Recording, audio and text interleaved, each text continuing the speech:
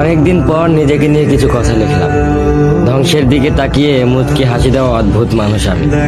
হয়তো আমি পাগল, হয়তো অনুভূতির ভিতরে কোনো এক গভীর অতল দুঃখ বাসা বেঁধেছে।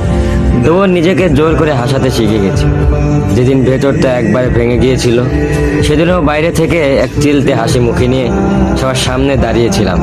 কষ্টগুলোকে আমি বন্ধু বানিয়েছি, একাকিত্বকে আপন করে নিয়েছি। মানুষ ভাবে আমি হয়তো সুখী, শক্ত, নির্লিপ্ত, কিন্তু তারা জানে না প্রতি রাত আমার এক একটা লড়াই। নিজেকে নিজেই বুঝিয়ে রাখি তুই ভালো আছিস, অথচ আমি জানি আমি ভালো নেই।